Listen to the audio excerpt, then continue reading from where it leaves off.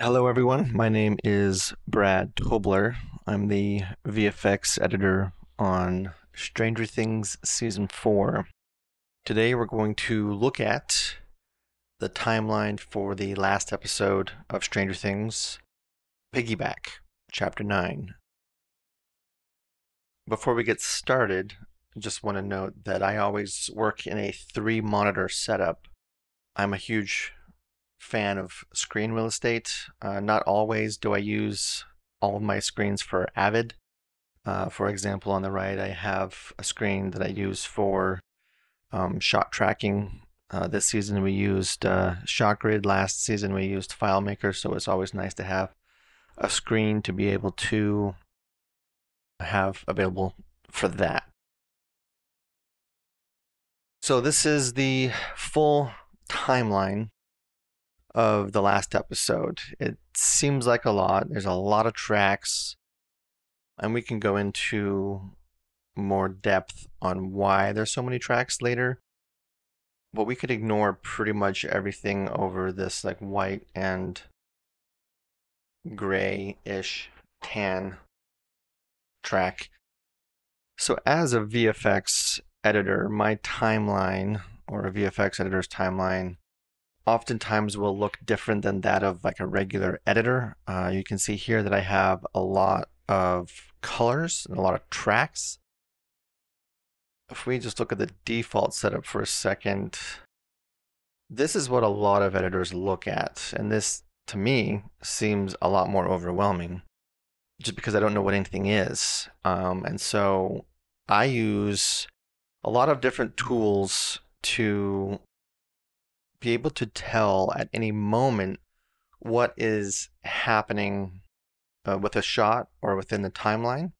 And that's what we're going to go into depth on today. So let's get out of default mode. And we were looking at all the tracks, but I have a couple other different timeline displays here. It's important to have a library of different timeline views that you need. For example, I don't, as a VFX editor, have a whole lot to do with audio. If anything, I just reference it sometimes. I never usually cut audio. I don't usually do anything with it. So oftentimes I don't need to see it. So I'm going to go into a clean mode here. And you see now a lot more of the tracks are gone. And we can explain why later. You can see that the only tracks we have here are the two mixed down tracks that we got from our mix stage. If we wanted to see the other audio tracks, I have a display here. And then we can see the clean layout, but with the audio tracks. And what's nice about saving timeline views is you can see that the audio tracks here on the left side are pretty scrunched down. So it will save sizes as well of tracks. Now, let's go back to the timeline views here. We see the audio tracks here. There's a number of different other ones as well. If I want to see if there's clips that are offline, I have a display here. Anything that would be offline would be red. If I want to work in audio, I can click on that. I don't often use that. There's text here. We can go more in depth on that later, but just remember that that's there. There's a couple other different ones. You see that they all start with Brad. Of course, that's my name, but the reason why I do that is there are times where I may want to see what our editor sees. In this case, Dean is our editor, and though he does see colors, most of the time he doesn't see the colors that I see. And one of the things that I have activated is if we go to the hamburger here and say clip color, my timeline display has everything unchecked except for source and timeline local. And timeline local right here is the one that is really crucial for what I need for my tracking purposes. If you see, let's just look at track 1 here. You don't see any colors, but if we go back to my clean, you'll see that there's yellow, a lot of yellow clips. Also, now that we've changed our timeline view to show much less tracks, I'm also going to switch my workspace view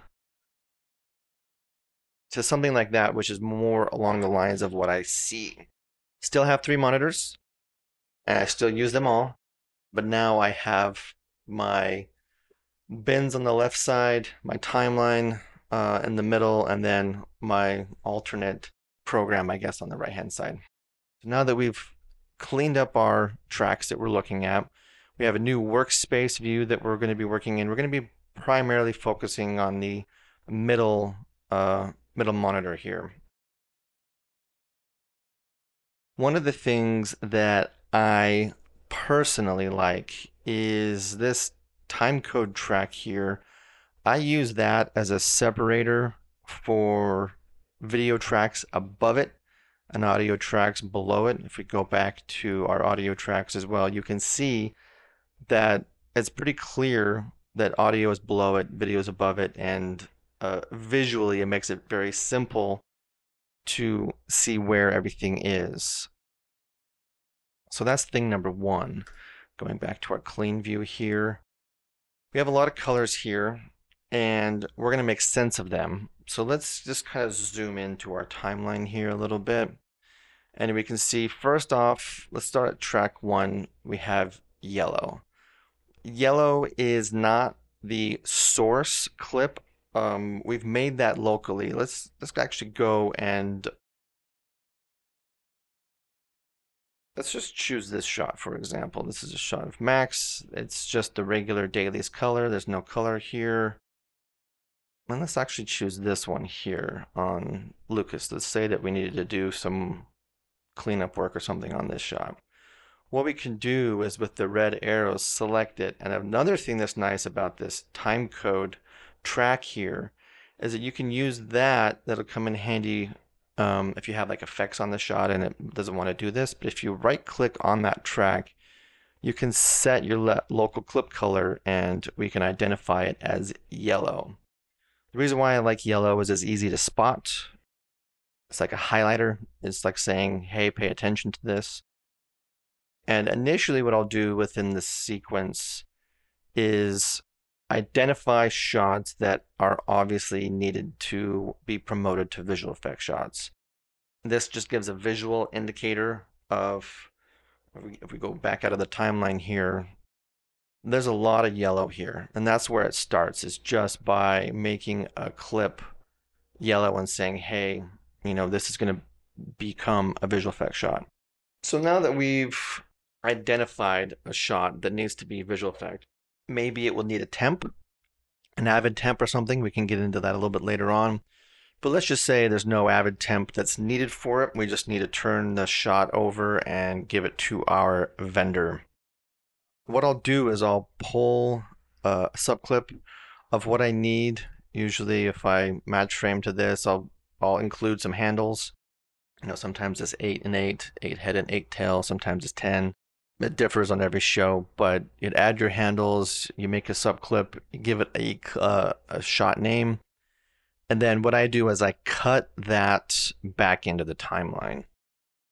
So here's an example of a plate, main plate 01, that we've cut back into the timeline. The reason why it's important to cut the plates back into the timeline is if Dean is editing and decides that he wants to extend this shot, he's going to use the tool and try and open it up and realize that he can only open it up so much before it breaks. Boom. That's the slate from our vendor.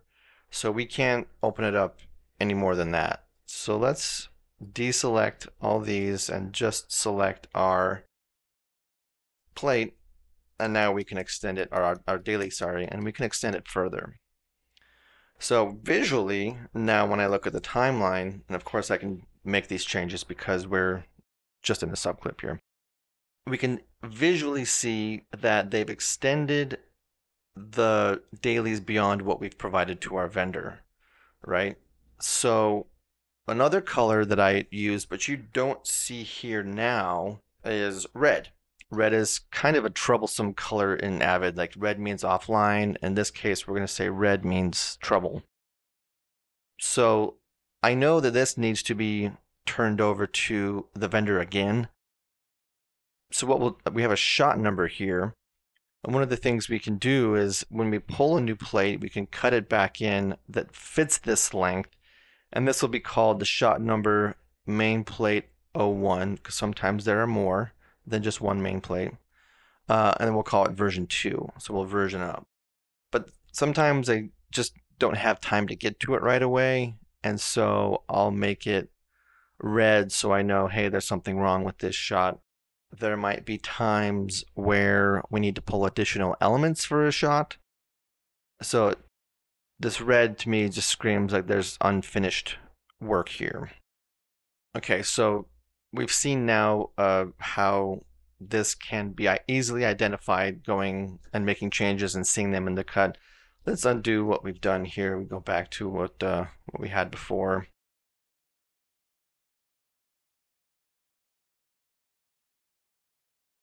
All right, so now let's talk about Avid temps.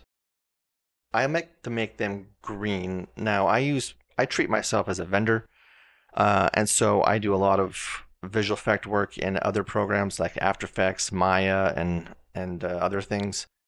Then I'll render them out and bring them back into the Avid like a vendor shot. The only difference is I'm not working in high resolution media like EXRs, DPXs, or the raw master files. So they're offline proxy media, which means that they can't be built in the DI later. So I like to make sure that anything that can't be linked to the DI later on is and by the way, this color spectrum is just what I use. You can use whatever color palette you want.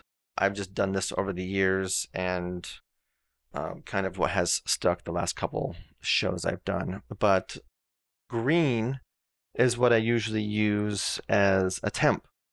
Let's look at a shot, for example. Now, we have a massive timeline here. How do we possibly find a single shot? Well, I have a shortcut here that will find this little search window here, right? And we can just type in a shot number. We don't need to type in 409. 409 means season 4, episode 9.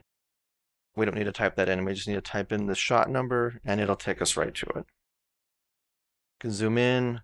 And so we don't see any green clips here, but if we look a little closer, and you'll notice that there's some arrows here. We're going to go into depth about these arrows here. They're stacks. If I just double click that and open up the stack, now you can see some green clips.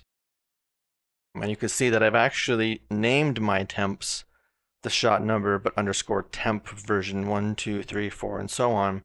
And first and foremost, these stacks that we create here, anytime we start shaping a visual effects shot, I like to keep every single version of that shot accessible in the timeline, because oftentimes, like working with the Duffer Brothers, they're going to want to see, hey, can we see an older version of this, an older animation of the Demogorgon, or they just want to see previous versions, and as opposed to trying to dig through a lot of bins, a lot of different incoming, dates and version numbers, it's going to take too long and you're going to lose their attention span. So we can just easily double click here, or to make it easier, there's a shortcut that I have. You can step into the stack and it makes it easier for viewing.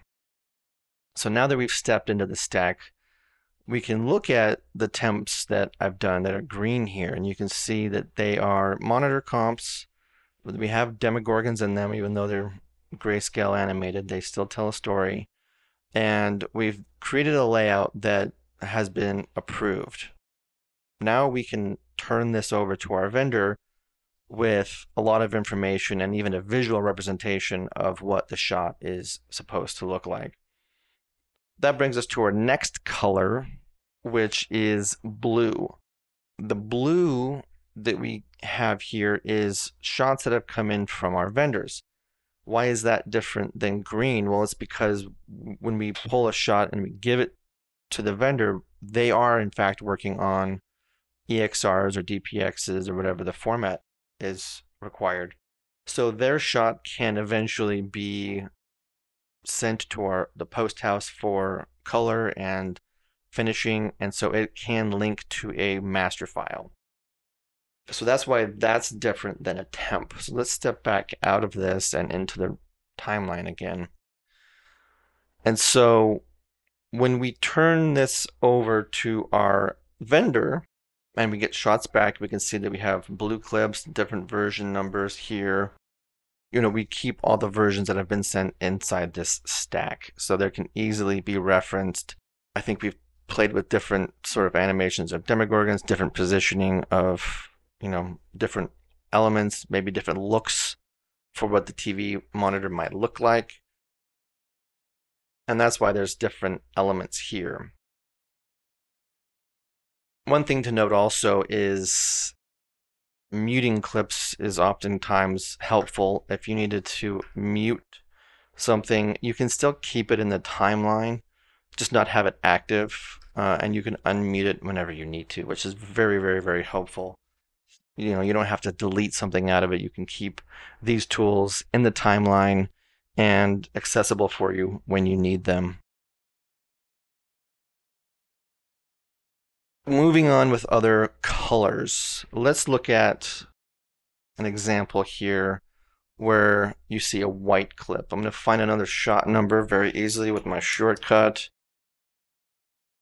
And we've jumped to, looks like another monitor comp, but we have some white clips over here. We haven't seen those yet.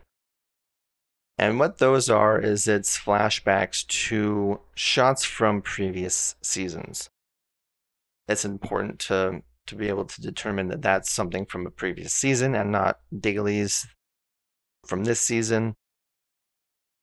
It just links back to the color timed master of, if we zoom in, we could probably, season 2, episode 8 is the color time master for what we're using here. So that's another color that we use. And then our last one that we kind of use is orange. Let's look at another shot number, 236, 210. We see orange here. And now orange, because of the format that we filmed in, we were with the Arri Alexa and we shot full gate. What that means is the image you see up here in the top is a 16:9 view with a mat over it. But if we were to pop the daily on this orange clip, it would be a much wider view and it would be a square image just because it's actually a 4:3 sensor that we see over here with a lot more information. If we pop the daily on just the clip that is given to us, when the dailies are processed, we don't want to edit to this square clip and have to do a bunch of blow-ups on every single shot. So when the dailies are delivered to us, there's a crop, a center crop that happens. In this particular case, we can see that the center crop actually removed Eddie from the frame, and we wanted to keep Eddie in the frame. So we pulled the daily on the full frame here and was able to reframe that to keep him in the shot as we see here. So it's important to note that we're using a full frame and we're going to ask the vendor that they need to match our framing, or they need to, follow whatever instructions are provided in order to get the framing that we want.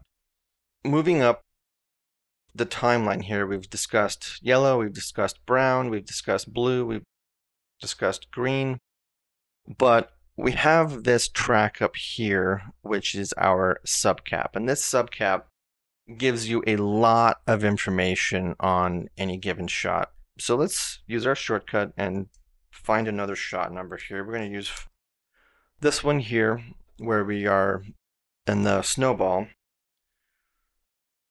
And we're going to look at the subcap up here. Now this is just what's called a subcap generator, and it has a lot of information that you can put on a shot. Now right now we have a mat over it, so we're not seeing any of that information. But if I remove the matte, we'll be able to see a ton of information. The subcap track can be a very helpful tool in tracking the status of a shot or information on a shot. We turned the subcap red, if you remember, when we gave the example of an issue with a shot. This is where we can use colors to help us find information on a shot visually in the timeline. And so we can assign different colors and meanings for what they are, and we'll go into that in just a second. So let's double click on the subcap here, and you'll see that there are multiple different effects within this subcap. Let's just use this shot as an example. It's not currently a visual effects shot, but it could be. So if we, mark it yellow like we did before, let's say that we pulled plates and things like that. I have this toolbox over here on my other monitor that has a whole bunch of tools that I use on the daily for what I need to do.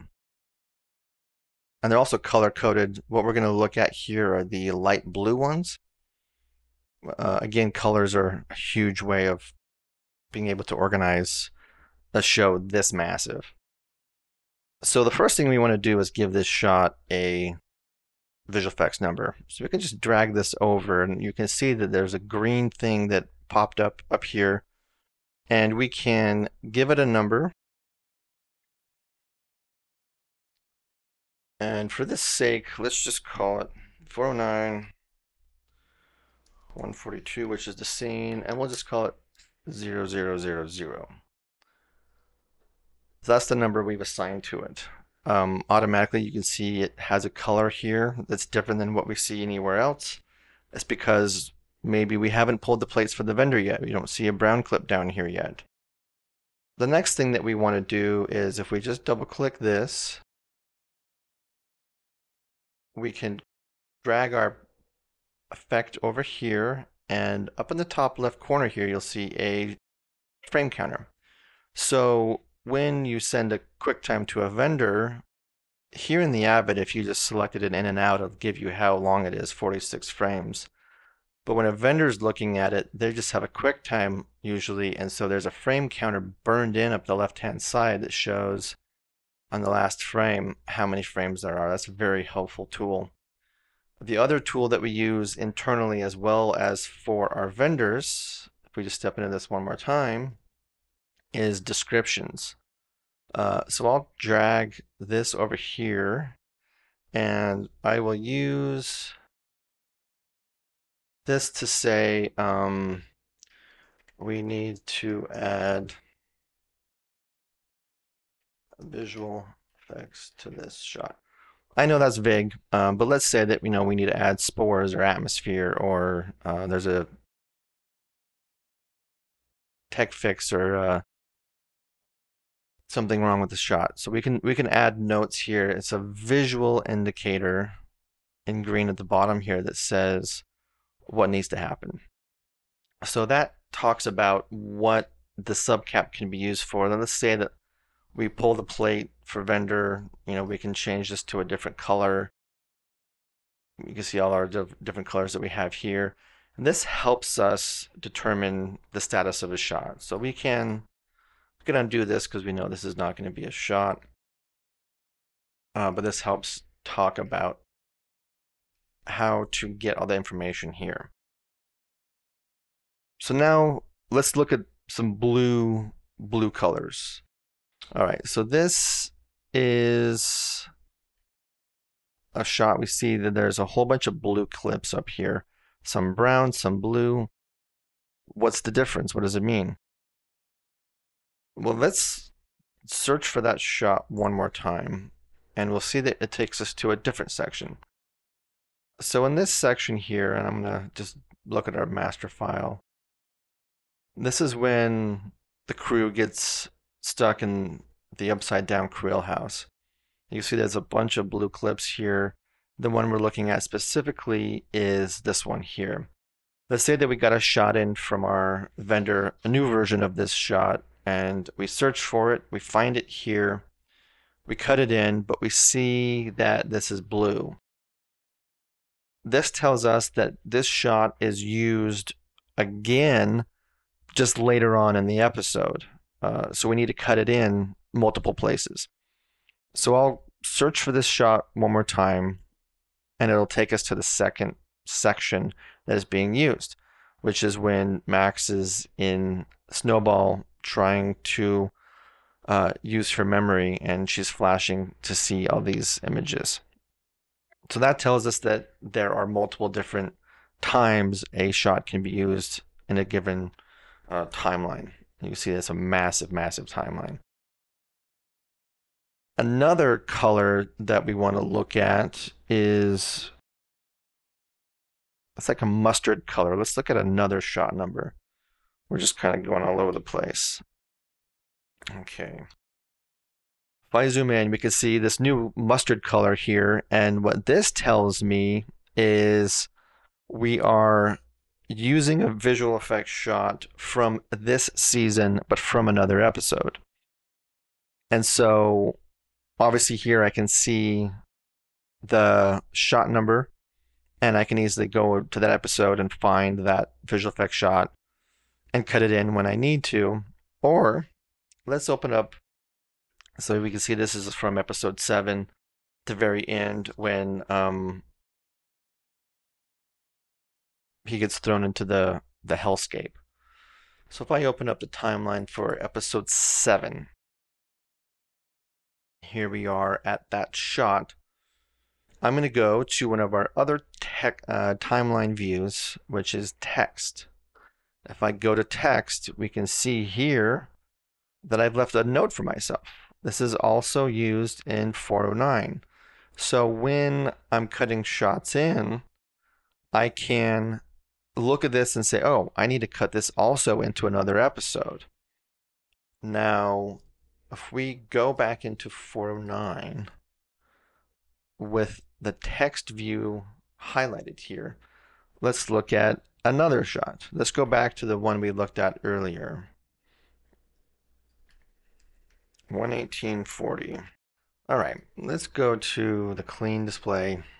Let's look for our shot number 11840. And if we zoom into this, and now that we've searched for our shot, we can go back to the text here. We don't see anything, but if we look at the plates that were pulled for this shot, now we discussed that we like to keep all the versions of the shot in a stack here. Now we see stacks for the plates and we see stack for the dailies. The dailies, if we open up the stack here, we can see that not only do we have our main plate, but we have all of the 6 monitors that we see here as well. They have been chosen from footage that was shot. And so when we turn them over to our vendor, all of those plates would reside here. Now we're on the text view.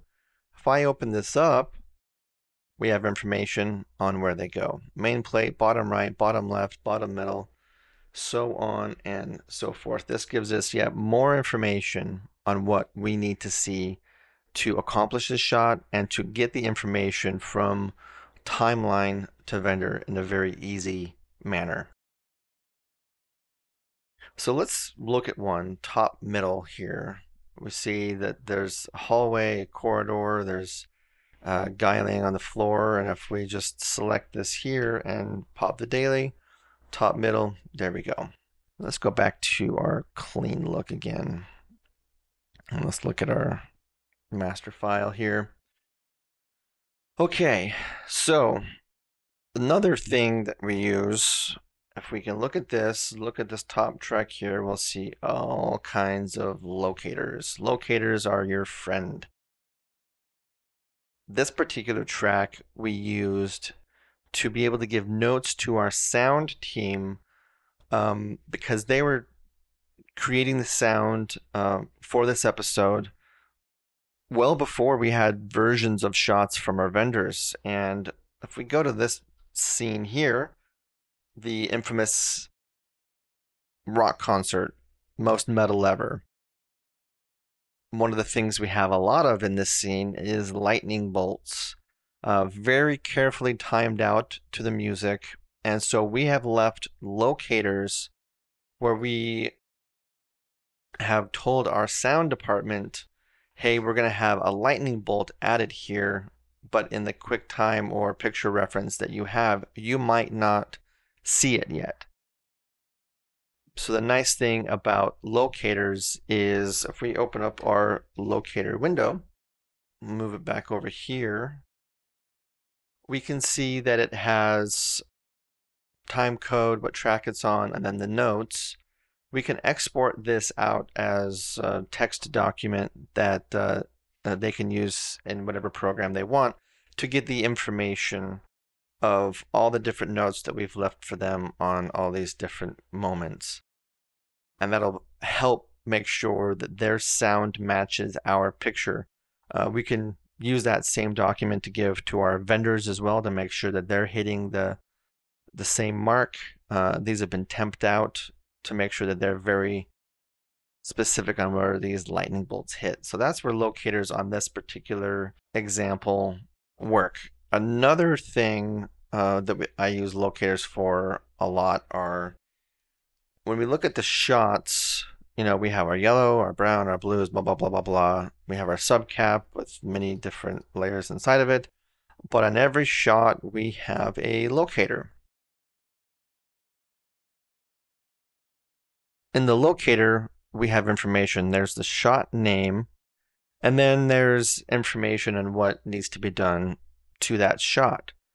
And this is on every single shot. So if we keep skipping forward to the different shots here, it shows the number, it shows some description and things like that.